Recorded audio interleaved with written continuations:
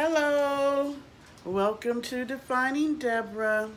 Hi everybody, I'm inside the house, so I thought that I would do a little vlog while I'm here. Parker's gonna say hi. Say hi. Say hello, Parker. Look, look, look, look. Say hello, boo-boo. Say hi. He's not very much interested. And if you can see, he is looking mad crazy. And it's not because the groomer's not open. We went, and Mr. Parker is very dramatic, so he chose to try to snap and bite the groomer versus letting her give him a haircut, so she was only able to kind of get around the ears and his face and a little bit around the tail. So we're having to go back. This is, Parker, get down. This is like our third or fourth try at this, and they always send a little note with Parker saying that maybe he needs a couple of more times to come and get the puppy trim, but the puppy trim does absolutely nothing. He still looks crazy. I like it when it's nice and neat, and it's like the Yorkie cut, because he is a Yorkie. So we're going to be trying that again. I need to call and make an appointment because they have been mad busy. So it was like a week to get that appointment, so I probably need to call today and see if I can get him in at least next week or the week after.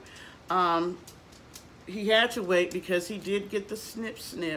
So it has been a week, and so it's been 7, 8, 9 days, pretty much 10 days since he had the surgery. And I thought it might help with his aggression, but not a bit. Matter of fact, I think he's more aggressive. Maybe he's mad because I got him. So I'm not sure, but he has just been off the chain even more so. And that's saying a lot for Parker because, you know, he is what he is. What can I say? He keeps me busy, you know. So, hi. You know, I had started a few weeks ago, and let me say, I don't come on here all the time. Personally, because I have other things to do, and I just think I shouldn't come on unless I've really got something I want to say or it's a good day to come on. Otherwise, it's just, no, that's just too many videos, and like I say, I do other things. So, let me see if the light helps a little bit. So, yeah, so I was doing a word per the letter COVID-19. So for each letter, I was doing a word, and then I would talk about the word. So for C, that was the one I did on character. So I've been really thinking about the O, and I've decided to do obsessive and obsession. So you can have an obsession and be obsessive, pretty much. Also, I wanted to use that because this is Mental Health Month, yay!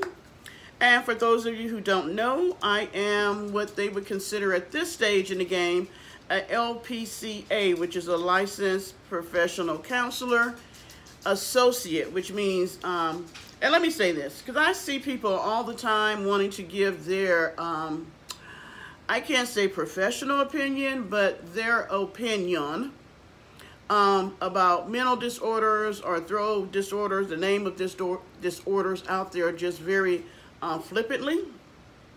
And that really annoys me because they don't know what the hell they're talking about pretty much.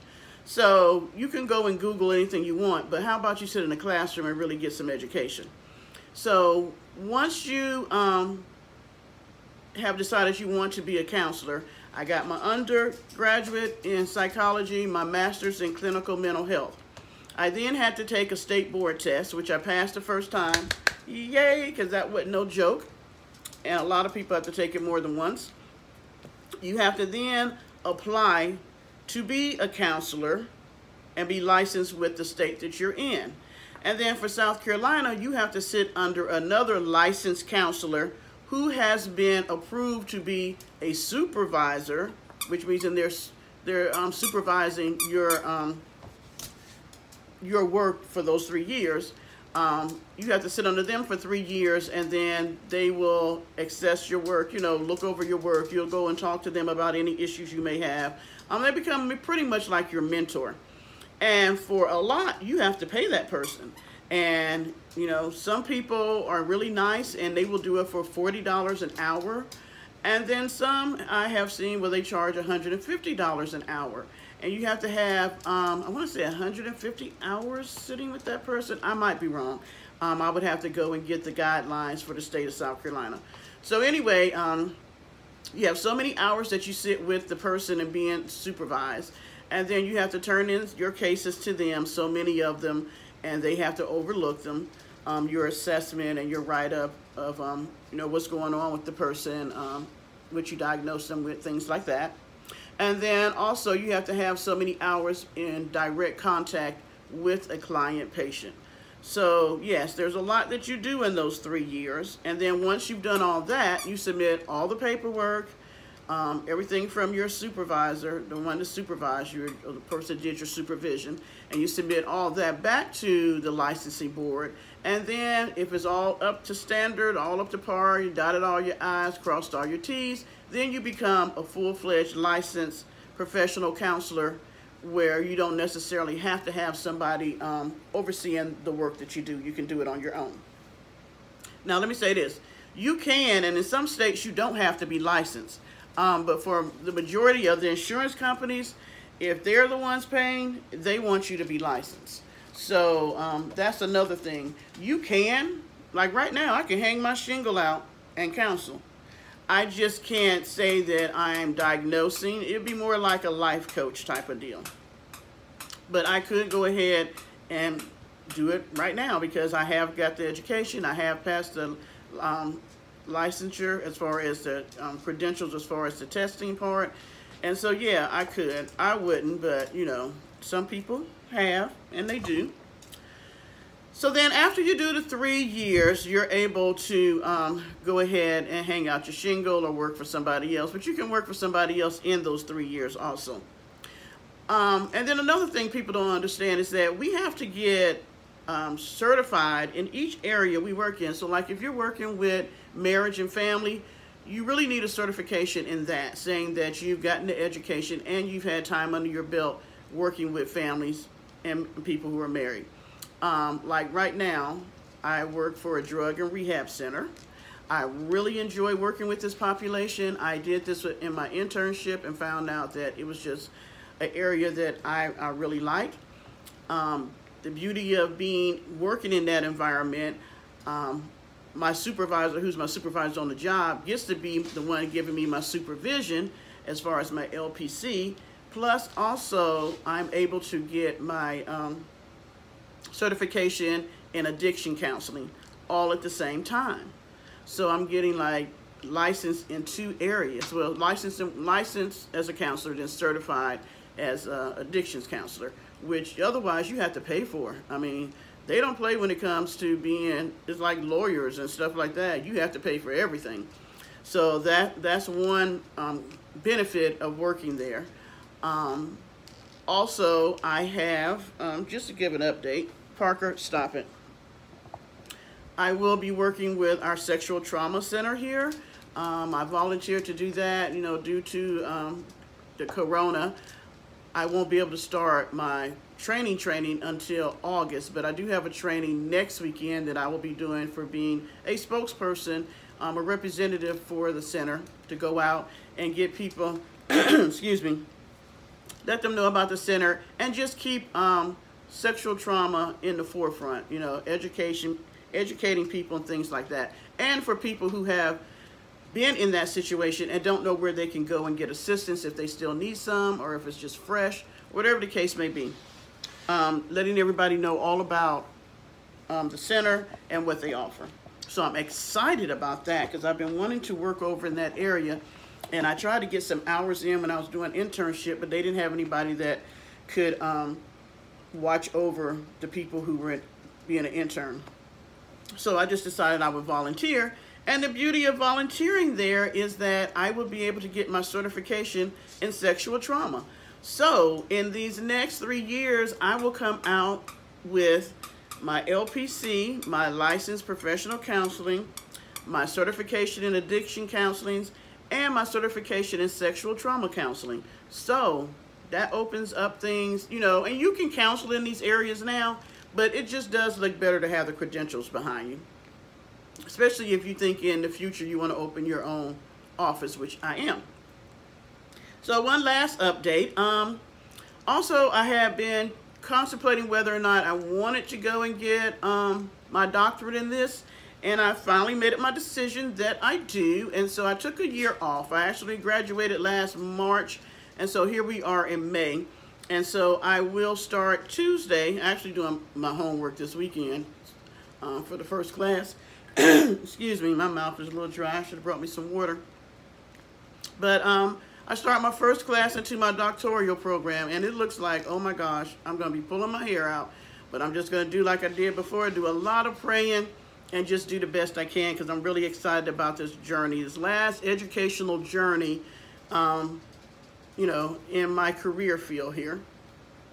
So yes, I will start my doctoral program in next Tuesday, and then 3.5 years later. So this is my hope, and I know this seems like, gosh, it seems really big, but I'm really thinking I can do this, y'all. I'm really thinking I am. So that means that 3.5 years from now, I will be a licensed LPC, but I will be Dr. Parker, so I'll be Dr. Licensed LPC, and then I will have my certification in addictions and sexual trauma. And who knows, you know, once I get those two under my belt, maybe by the time I get finished, I might have the marriage and family.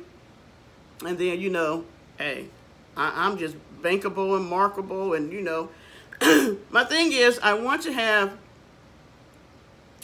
as much as I can so that wherever area I want to work in, or once I hang my shingle out, I can encompass talking to a whole lot of different people. And they will feel comfortable knowing that I have the credentials to do this. So, you know, and that just helps. That just really helps in our field. You just definitely want to have the credentials. So, anywho, that's what I'm up to. I did want to say one other little thing. And if you guys don't mind, I'm going to grab my water. My mouth is so dry. Hold on real quick for me.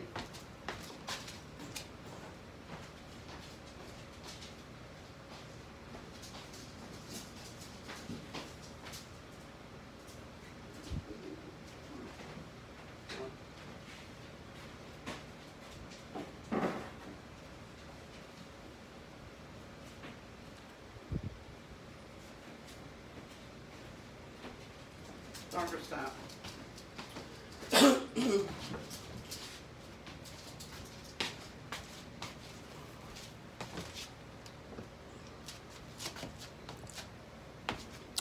Thank you, thank you, thank you. I did actually bring it up here, but I left it over in the kitchen area. This is kind of my dining room area. It's not really big, but I was in a yellow mode right now, so it's kind of what we're doing. And I have the curtains pulled up because Mr. Parker was in a stage of he would like to pee on my curtains, which I did not care for. So I just pull them up on the chairs, which, you know, kind of takes away from my decor, but it's better than me screaming and yelling about the fact that he has urinated on my curtains.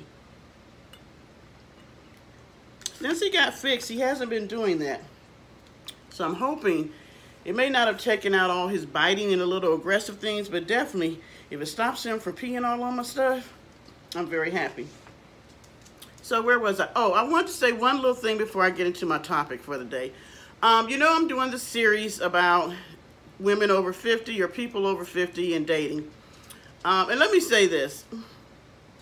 I guess when you do something on YouTube or when you talk about something or you post it on your Facebook page, stuff like that, people always assume that that's what's happening to you at the time. Let me say, I just want to clear this up for people. I was married for 18 years. I'm no longer married, and I have decided that I don't want to be married now. I just want to have a friend and date lightly. I don't know if there's such a thing as lightly dating. Somebody you hang out with, do stuff with, you know, nothing very serious. I like the fact that I don't have a husband to have to cater to. Well, yeah, it is kind of catering. And, you know, to help take care of and cook and do all that kind of stuff. I like having not to do that. And then the children are grown, so they're not here in the house. And so my house stays the way I want it. Everything is still where I left it unless I can't remember where I put it, which I've had a lot of that lately. And yeah, it's peaceful. So I'm not unhappy at this stage in my life. I'm not this bitter woman who's angry about being divorced. I'm not. Matter of fact, I have no alt against my ex. I'm just at a stage where it's now I can do what I want for me. And I think there's nothing wrong with that. So, yeah, that's where I'm at. I have some friends. But I don't have that thing that I was saying that what I was talking about was like that love thing, you know. Of course, I would like to fall in love again, but it's not here now. And so right now, I have friends that I like hanging out with, and that's what we do. So no, I'm not by myself, and I'm bitter, and I want folks that's on YouTube. You know, let me just say this. YouTube is the craziest thing I have ever seen. I actually started doing this because I'm semi-retired because I wanted to work on my doctorate. So I work part-time, and then I pick up other jobs. I used to have my own nanny business, and so sometimes I'll still do that to pick up extra money because I did tell you I was building a house. So I'll do that. Since the corona, you know, it kind of messed up my little gig I had with my little 3-year-old because her mom came home, mom and dad came home to work, and her mom hadn't went back to work. So I do have an interview for another position, but it doesn't start until August, which works out good because by then I've gotten kind of into working my schoolwork and, you know, got my schedule all together with that. So, yeah, YouTube is kind of crazy because I see people doing stuff that I just can't comprehend at my age. I see the young people beefing, and I understand that. You know, that's something that they do. When you're, I guess, 30 and below, you know, it's okay. I'm thinking once you pass 35, maybe, not so cute. And definitely if you're in your 50s, definitely not cute. But then the other thing I see, and somebody said that there's a lot of people who do it. I'm sorry, I don't know, but I'm African American. And you know who I see doing it the most? I think that might be a baby mosquito. It's mosquito season here in South Carolina. It's African Americans. And it just appalls me to watch people, my people, call each other names, tear down women, tear down people with mental disorders, tear down people in their sexuality, call them out their name, talk about their personal business, get involved in their personal life. This is supposed to be an entertainment platform or informational platform. This is not a platform that you should use to tear and destroy up somebody else's life. And who does that? What is so wrong with you that you want to tear up somebody else's life? That is just wrong. I don't care how you slice and dice it. That is just wrong. My platform here is not for me to destroy and tear anybody else down. And it is for me to uplift, build up, give information, and joke and play about my life. There's nothing anybody can say to me in the comments or on somebody else's page or whatever that's going to bother me because I know who I am. I know my faults. I know what's... Oh, hey, y'all, I forgot to say. I go next week to work on this missing tooth here since coronavirus got me all jacked up and I couldn't work on it. But I go back to my dentist next week, so hopefully we will have the mouth all together by, let's say, Christmas, you know, because I got a lot of work that needs to be done. So anyway, yeah, there's nothing somebody can say, okay, so you don't like my hairstyle, which this is crocheted. I think it's kind of cute. I'm still getting used to it, but my sister said I look like my grandma. I don't know. It's all right. I just like to wear a more protective hairstyle when it starts getting hot here because it's so hot. And even my own afro makes me hot. At least this gets me to get air to my scalp. So you might see me in a lot of different braid looks or whatever. I don't know, I'm kind of liking the crochet. It doesn't take long, and you know, it's easy to put in and easy to take out. So yeah, you may not like that I got my hair like this. You may not like how what you think of the glasses. And that's another thing. My mother had me wearing cat eyes when I was younger, which I hated. I think I tore up every pair of glasses she ever got me. And what? I turn around now, I'm in my 50s, and I like cat eye. And let me do a shout out to Zena. It's Z-E-N-N-I. Got these there. If you ever see me in the blue ones, I got those. Parker chewed up my other brown pair, so that's how I ended up getting these. And he chewed up another blue pair, which I had to get replaced because I really like the blue ones. They look really good when I have my hair in my afro. And so I ordered me a black pair of cat eyes last night. I have become, let me say, obsessed with eyeglasses now. But I really like this. I'm thinking I might get another 2 colors in these. I really like the frames. But they are really inexpensive. The only thing I don't like, it does take them a little while, 14 to 21 days. But hey, it's a lot cheaper because my glasses normally cost $300 to $400. And, you know, I can get these. I think I paid 70 bucks for these. So yeah, shout out to them. And the prescription was on point, perfect. I just took the prescription I had from when I went to my eye doctor and had gotten my glasses there.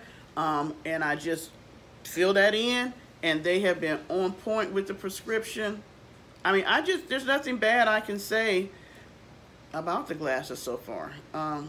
Yeah, I really like them. They've worked well for me. And my sister turned me on to them because she always bought hers online, and I was always going to, you know, one of the eye places around here and paying ridiculous amounts of money to get my glasses. So, you know, I can get off track so easy, can't I? Anyway, so yeah, I've been seeing behaviors on YouTube that are kind of scary to me as a counselor. And I'm just like, wow, you know, I'm going to have plenty of work. I'm going to have plenty of work. That's all I'm going to say. I do want to say something since this is Mental Health Month. Yay. With the coronavirus and everything and people staying in, I have seen that people have had a lot of issues with having to do the stay at home. And then they were saying, I seen where Wendy Williams is on another hiatus, and I think she was talking about on her show that it really bothered her to have to stay at home. I'm kind of a homebody, so it doesn't really bother me. I mean, there are weeks that I have gone without really talking to another person in person.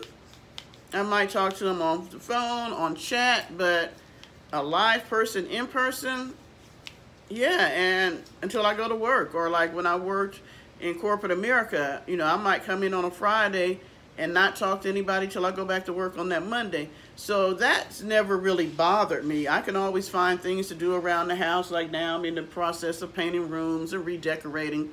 I felt yellow for the spring, so hence the yellow in the dining room. And it's really brightening things up. I just love when I walk through here and it has that yellow.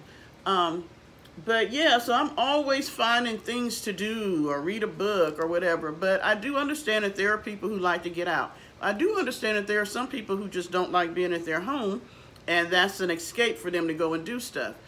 I do know that we're now have loosened up things, and we're not as much getting back to work because there's still a lot of people who are without work because their industries or their jobs have not fully opened back up. They might have been able to open up at 25% or 50%, so they haven't had everybody come back. There's still a lot of people who are working from home, depending on what your job is. And so I'm just want to encourage people to, yes, it is important to get outside. I go outside every day. I sit on my porch, drink coffee, chit chat with my friends on chat. And like this week, I've started venturing out and visiting like one friend. So I went and sat on his porch because I'm like, I don't want to be closed up in somebody's house because of the whole thing about, you know, recirculating air and all that. So we took a little walk yesterday, looked at some houses in the neighborhood, looked at some renovations they were doing in his neighborhood, and just talked, and had a crab boil, which is, oh my gosh, I love it. We have a seafood place, Seafood and Everything, I think it's called, on Gartner's Ferry Road here in Columbia. Awesome. Shout out to them. So I had promised him dinner, and then I didn't ever go. So I was like, all right, to make it up to you, I'll go get dinner and bring it to you. So I did that. And so, you know, yeah, so I've been getting out just a little bit. Tomorrow, my plan is to go to Edistal Gardens in Orangeburg. One of my coworkers was telling me about the garden there is in bloom with the roses and everything. And I have started, it's about 2 years now, where I've done extensive traveling around the world, being prior military and everything, then being a military brat. But I never really traveled within the United States a whole lot, or within the state that I'm in. So I decided that I was going to start going to places here in South Carolina that other people would come here and go to, you know. And that's kind of the thing, like people who live in New York don't go to the places that the tourists go to, I guess because you live there. So anyway, I'm going to do that. And so I'm going to bring you on the little ride with me and the tour and check it out and let you see. I'm looking so shiny. See what's going on at Edistal Gardens. I'm excited. It should be nice. She said it was a really nice walkthrough. And it's something I can do outside. Love this water. Core, love it, love it, love it. I can drink it hot. It don't even have to be cold. It just, people say water don't have a taste, but it does. You can tell cheap water, or I don't know. I can just tell the difference with water. I've always been a big water fan. So yeah, that is my plan, to do that tomorrow, and then I'll post it either tomorrow or Sunday. So, I just want people to be safe and careful when they go out and do little things. I know this is Memorial Day weekend. Everybody's thinking about barbecuing, doing a to-do. I have a friend that's having a seafood thing at his, he owns a bar, so he was telling me about it. I'm not sure if I'm gonna go. I know he does a lot of stuff in the summertime outside, so if it's gonna be where everybody's outside, I might drop through. But I'm still not sure. I don't know. I'm still very apprehensive about going to something with a whole lot of people. So I don't know. So just be careful, you know. Even if it's friends and family, you know, still try to social distance and still try not to have everybody lumped up in one place. This thing is not over, people. What are we at? 93,000 people already, and we hadn't even hit June. And just remind you guys, we really didn't start talking about this seriously until March. So that's March, and that was the latter part of March. So March, April, and May. That's not even a full 3 months yet. Even though they're saying it was here before then, but we as the American people really didn't know a whole lot about it, and it really didn't start hitting the fan until March. So my thing is, in 3 months, that's like 30,000 people per month dying. That is just mad crazy to me. So I want everybody to be careful. You know, just don't slip. I still wear my gloves and my mask. I don't care what they say about it not living on surfaces. You know, I think the CDC is just making their rules a little bit more pliable or palatable to DC. And, you know, because I've already realized that DC don't care nothing about me down here. I could be dead and gone, and they still gonna keep on doing what they doing. So my thing is, I need to look out for me, so you need to look out for you. So enough of my preaching on the whole coronavirus thing and you being safe. Just be safe, people. Wash your hands. Don't hang around people so tight, you know, but you still have a good time. I mean, my family, I didn't get to be in on it. They did a Zoom yesterday, so my immediate family, this was extended family, cousins and stuff, But my immediate family, we're going to do a fun family Zoom since we can't get together and we didn't get to be with my mom on Mother's Day. So that's something that you can do as a family, you know. I think for what my sister's saying, it costs like 14 something a month. And so your family, even if you only got it for 1 month, y'all can have Zoom meetings for a whole month, and you can include cousins, brothers, sisters, grandparents, friends. You know, you could do, if you're the one to pay for it, you could do one with the family, do one with your friends, do one with schoolmates, do one with co-workers. I mean, you know, hey, just Zoom it all over the place. Zoom, zoom, zoom, zoom, zoom. Okay. Now, you know, I like to give you a definition. So, obsessive is when someone is obsessed. They've lost control of their feelings about the object of their obsession. I know that's a lot of obs. And then for obsession, the adjective is not a bad thing. Obsession means very interested. So you can have an obsession of cooking because you're very interested in cooking, or reading books, or playing football, or being a gamer on the TV, or an obsession with teaching students. I mean, you can have an obsession about anything, right? Because it means very interested. The problem comes in, though, is that when it's obsessive, it means that you're very interested, but you're very compulsive about it, and you lose control. So, my C word for COVID was character. My O word is obsession and obsessive. And I did this because it made me think of people on YouTube, is what kind of gave me the idea, is that they get very obsessive about some of the things they do. Like, I've never been a big fan or a fan of people picking on other people and calling them out of their name, their given name, or their nickname or whatever. I never have. I've never liked that. Even when I was a child, I never liked that. And so to see adults do it, it's really saddening to me. But then when I see them and they're like a dog with a bone and they won't let it go. Okay, so you did one vlog or video about somebody and you said some things. Okay, done. I myself might not have liked it, but you did it. It's done. It's your page.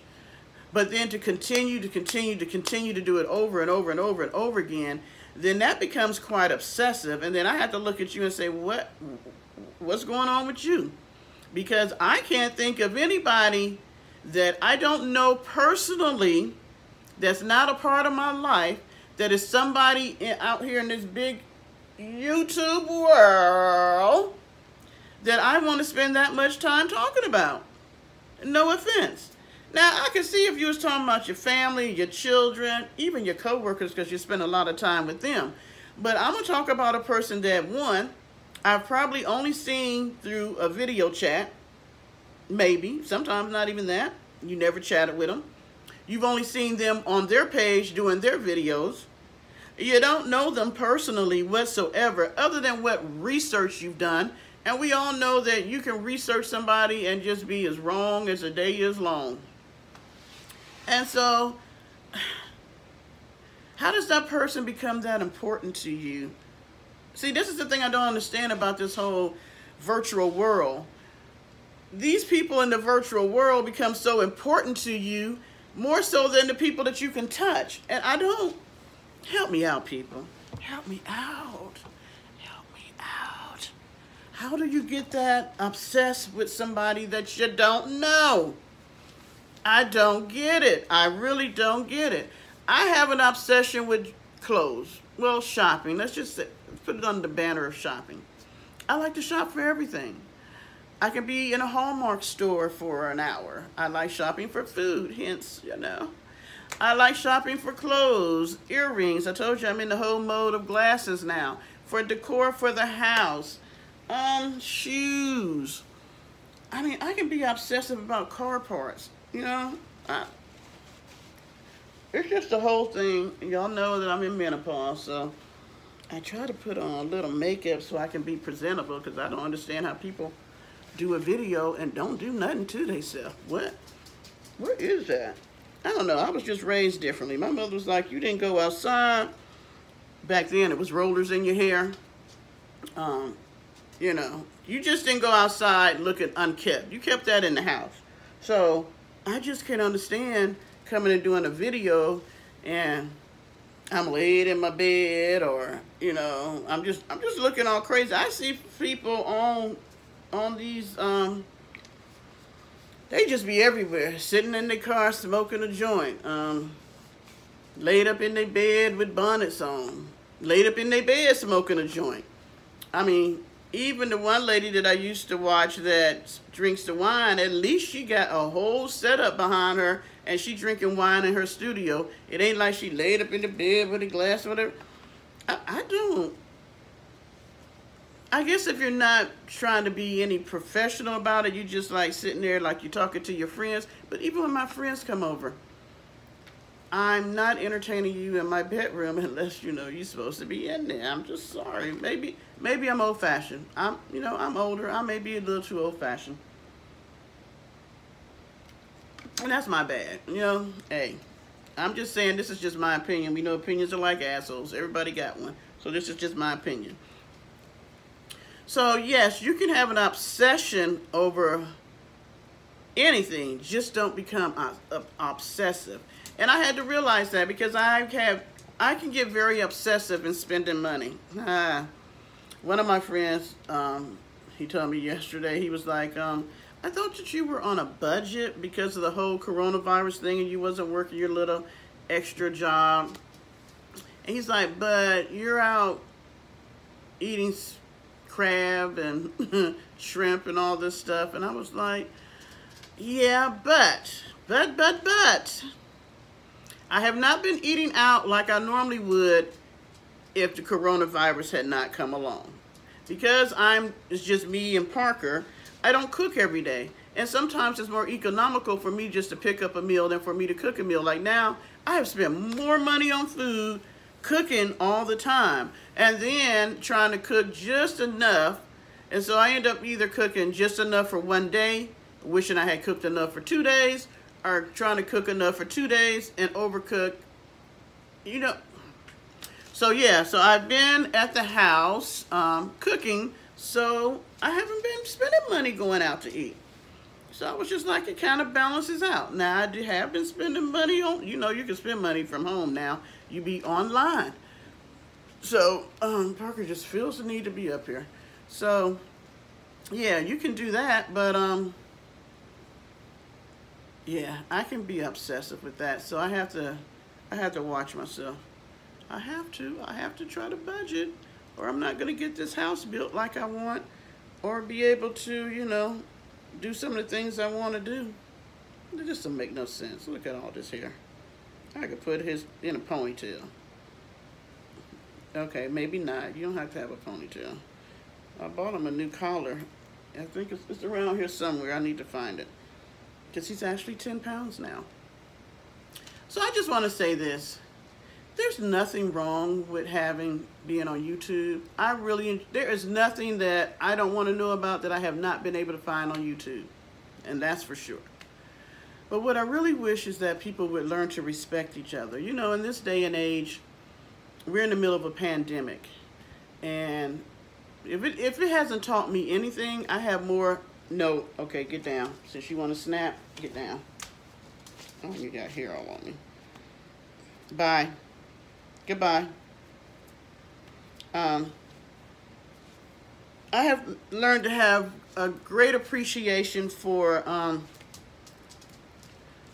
life itself, the people that are in my life, the people I may implement or bring into my life later on, and just learning how to respect and deal with others. Because, you know, the whole thing with wearing a mask, it's not for me. The mask is so that I don't contaminate somebody else, just in case I've been exposed and I don't know that I was exposed.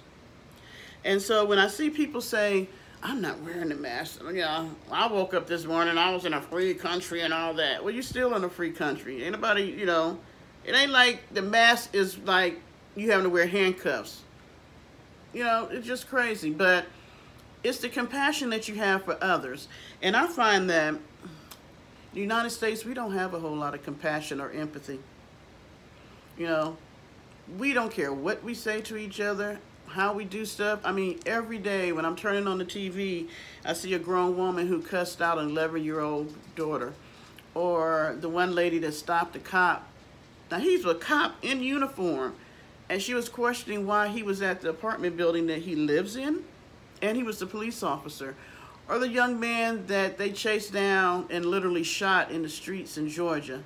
I mean, I had to tell my son, who's down there working for his job, to be careful, to be mindful of Caucasian people, because I don't want my son to end up like that young man. You know, when I see another young man got beat because he went to go visit his girlfriend in Idaho. He was going to her house to visit her, and she wasn't home or something like that, and the people thought he was a burglar.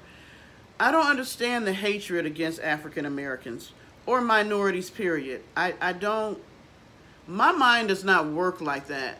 Neither does my heart or just who I am.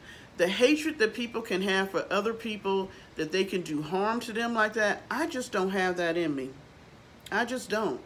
I just can't see me bringing havoc to your house because you said something that I didn't like.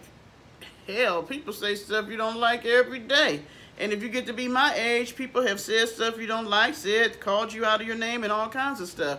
And I've never had to try to tear up their homes or bring up their past or, you know, it's just a sad state of affairs. And, you know, I pray that we will do better. I just pray that we will do better. Because I don't ever think that another country is going to come and destroy the United States. We're going to be destroyed from the inside out, from civil discord between each other.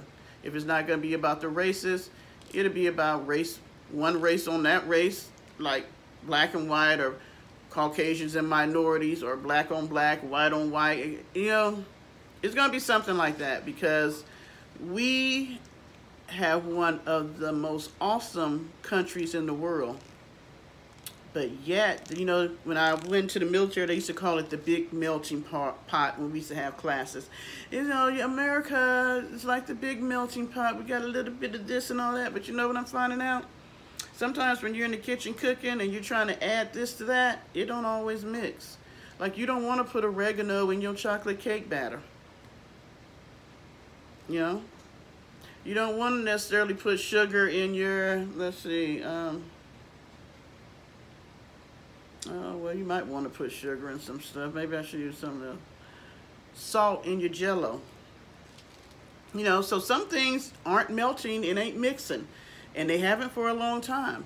And that's just not between the races. That's within the race. Race of people of the same race, I guess that's what I should say. And so, can we just, as Rodney said, why can't we just all get along? I mean, what does it take? This is a motto of mine that I like to use, especially for people who are in leadership positions.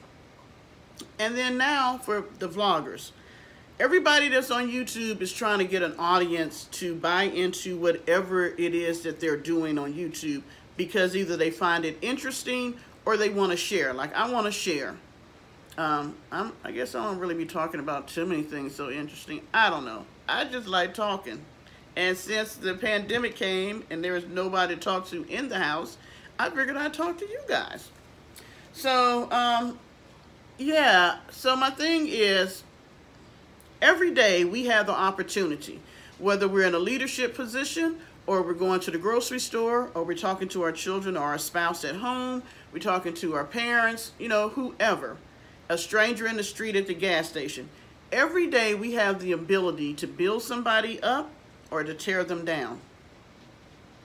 I like to think of I'm taking the high road and I'm taking a positive road, because when I meet people, I try to, whatever it is I'm doing, is build them up, lift them up versus tear them down, because we all have enough going on in this world to tear us down on any given day. So why add to that? Why add to somebody else's sorrow or pain or hurt or whatever they're going through? Because you don't know. You know, when I see these people talking about other people, they don't know what that might trigger in another person. And but you know what? Some of these people, I don't think they even care if they had blood on their hand. That if the words they said on their page made somebody else hurt themselves, they probably say the person deserved it. Because I've seen some really mean, ornery people. Last but not least, I'm going to tie my word into my dating thing. I know you didn't think I was going to be able to do that. But women, and since I'm a woman, I'm going to talk about women. I'm not saying that men can't. I'm just talking about women because I'm a woman. We have known to be obsessive in our relationships. Or that person has become your obsession, which in the beginning is nice because it means you're very interested. Of course. Parker, get down. Get down. You want to be very interested in the other person if you're trying to get something going. But you don't want to go overboard where, you know, they have to call you so many times a day. You need to know where they're at all day long. If they don't text, you don't. Parker, get down. Don't make me get up. You know, he's so hard-headed. And so it can be very scary for the other person, especially for men, because they don't necessarily want you to know where they are 24/7, and they may not call and text all day long. They're not women. And so, yeah, so if you find yourself being a little obsessive in it, you might want to pull back. And then, but you also want to look at yourself and say, why am I being that way? What is it in me that makes me not trust the other person, or I feel like I have to be in constant contact for them for me to feel safe and okay about this relationship? Because it's not necessarily the other person. Even if the other person is up to something, that's on them. That's not on you. That's on them. And so, you know, you just want to watch your behaviors. And if you're not with anybody right now, look back on your relationships and see what part that you play in it. What is it that you might need to change for the next, you know, so that you won't have to repeat the same behaviors in the next relationship you have, or friendship, or whatever you guys are calling it now, dating. I don't know. I can't keep up. So yeah, so you can have an obsession with a person, and that happens a lot. It happens a lot, especially when you're insecure. But I'm not going to use that word now because that's going to be my I word. So where are we at? C-O. I got to have a V word. We'll see. I'll think on that. Well, I've probably been here. I don't have my watch on. I've probably been on here long enough. It is May 22,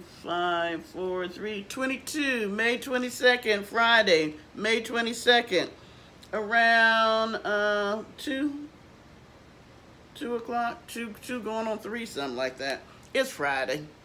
Not that it means anything, because Friday was yesterday, Friday was the day before.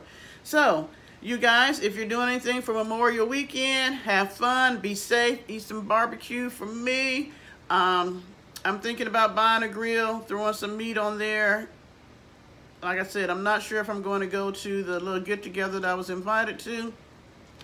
So, but I did buy some steaks the other day, so I might just do that. Crack open some Coors Light. I do like my Coors Light. Hints. And do that and celebrate Memorial Day, because I do have to work Monday. I actually have to work the holiday. I got Saturday and Sunday off, but I do have to work the holiday. So, you guys, please share. Please have some other people subscribe. You know, I have less than 20 people, but I'm not going to despise small beginnings. Hopefully other people will get on board and like what I'm talking about. Give me some ideas about what they want to talk about.